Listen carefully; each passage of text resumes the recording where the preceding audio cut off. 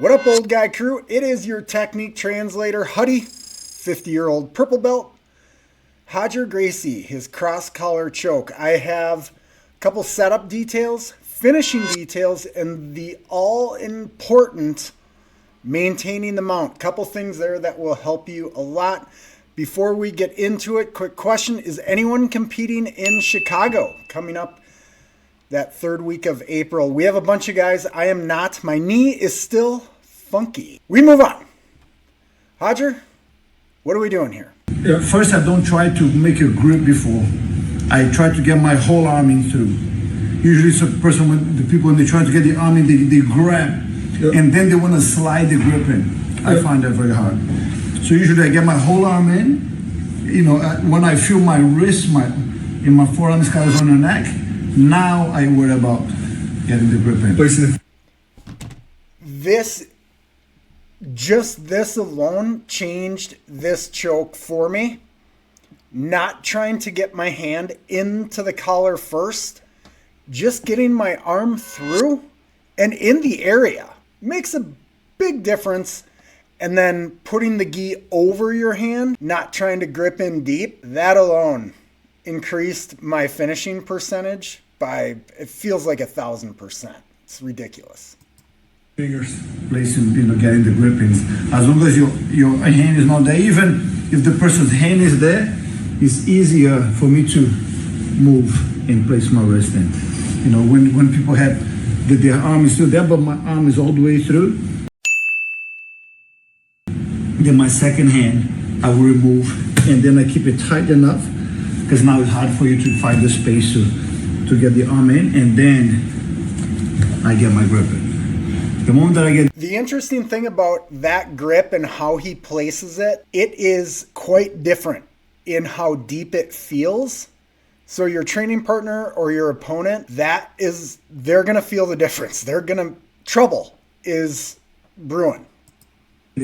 As I'm getting my grip in, my right arm in this case, my body always has to stay slightly to my left, because that's what I'm vulnerable to get bridged out. So I compensate by keeping my body here. It's harder to go 4 fingers in, because the moment that I have one arm in, you're going to use both of your arms to defend that side, because this is already, I'm already through your defense. But so that is what you're concerned now, not to get the second hand. So one hand I have to fight against 2 hands, which is very hard. So to get the 4 fingers in, the angle has to come this way. There's no other angle. And I find very difficult to go under my arm. I can't go I have never really mastered the choke going under. I always go over.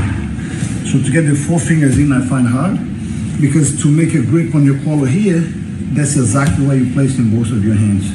That's when I go behind your ear with my thumb. Watch what he does with his wrist to get underneath the fingers. Very subtle finishing detail.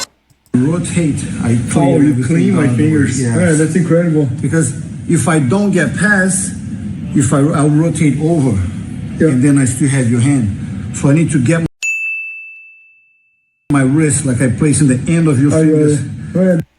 It's the blade of his wrist. So what I tend to think about actually is that I have a spoon. I'm using my wrist like a spoon, and I'm scooping out like ice cream, something like that. But it's like a scooping motion, but with your wrist to get underneath the fingers. That's amazing. Now, whatever tight you try to keep your fingers into your own head, this will always... That's incredible. Watch his feet. He keeps his feet connected to Bernardo's hips. The camera guy kind of catches it, but see if you can watch that part. Forward. That's when I'm vulnerable. Okay. That's when it's either all the way up or all the way down. Anywhere in the middle, I'm vulnerable. Okay. So when I attack, that's why I compensate by bringing my body this way, where I have the free hand, which I will need the free hand if you bridge. But the moment that I want to choke, then my body goes all the way down. And you keep yourself low. Very low. Because now if you try to bridge, I stop. I don't need my hands. Because here, I'm low enough that right at the beginning of your movement, I will block my body from going further. Yes. That your feet is almost like a duck here, stuck on my both legs all the time. Because I have to stay attached to your body, right? I cannot disengage. Yeah. So the way that I feel to stay detached most is my feet always connected to your body, not my knees. My hips can come up, if you push me, but my feet can always bring me back. That's the video for today, guys. We had setup stuff. We looked at finishing details, maintaining the mount. His full video is in the description.